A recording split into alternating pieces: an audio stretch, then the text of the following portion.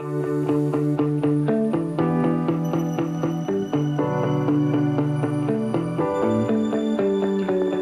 Messieurs, bonjour. Merci de nous rejoindre sur la première plateforme numérique d'information, de sensibilisation, de conseils et d'assistance juridique sur les droits et devoirs du citoyen au Togo.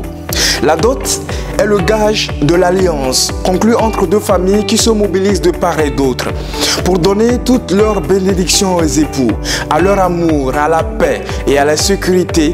Une alliance qui fait tomber les barrières entre lignages et dont la solidarité subsiste longtemps après, même après l'échec du mariage ou la mort de l'un des deux époux.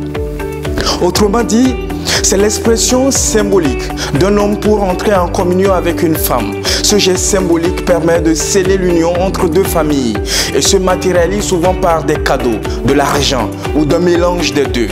Au Togo, comme dans la plupart des pays africains, la dot demeure une condition incontournable pour aspirer au mariage, aussi bien chez les familles chrétiennes musulmanes qu'animistes. Pour eux, la dot est le préalable d'un mariage réussi. Elle se compose généralement d'un lot de cadeaux pour la femme, allant de pagnes en passant par les sacs, les chaussures et les bijoux. Outre ces cadeaux, l'homme doit également offrir une somme d'argent, dont le montant varie selon les familles et les exigences des uns et des autres. Le code des personnes et de la famille précise que la dot a le caractère de symbole. Elle peut être payée en nature ou en espèces, ou sous les deux formes. Son montant ne peut excéder la somme de 10 000 francs CFA. Il complète en précisant que la dot est payée au père et mère de la future épouse, à leur défaut à la personne qui a autorité sur elle. En cas de dissentiment des pères et mères, ce partage emporte acceptation. D'ailleurs au Togo, l'autorité administrative exige, avant la célébration du mariage civil, le certificat de la dot ou la preuve du mariage coutumier. Il résulte de cette disposition juridique que si la dot doit comprendre et les cadeaux et une somme d'argent, ou si elle doit être composée exclusivement ou d'argent ou de cadeaux, en toute hypothèse, sa valeur ne saurait excéder 10 000 francs CFA.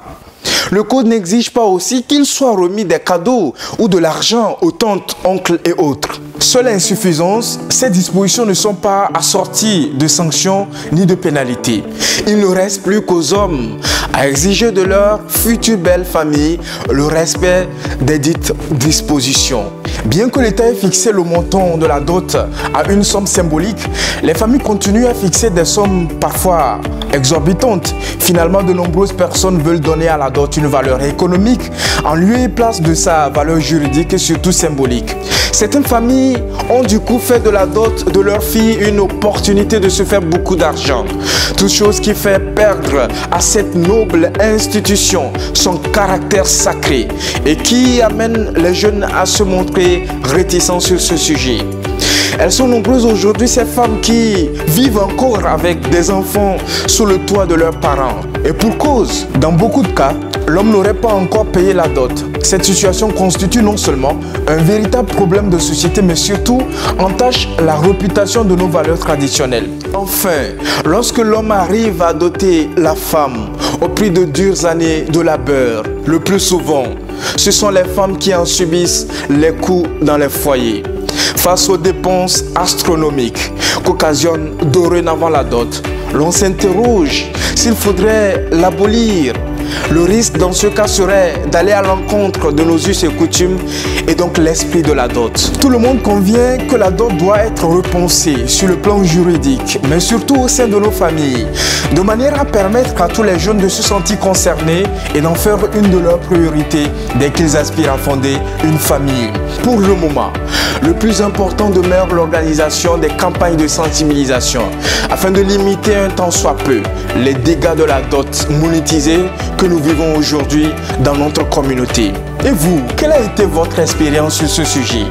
N'hésitez pas à partager cela avec nous afin de susciter des discussions au sein de l'opinion publique pour de meilleures propositions en vue de contribuer à l'amélioration de cette pratique dans la communauté. Vous ne devez plus être seul à faire face aux différentes formes de violation de vos droits. Nous sommes désormais là pour vous. Vous êtes témoin ou victime des cas de violation des droits du citoyen.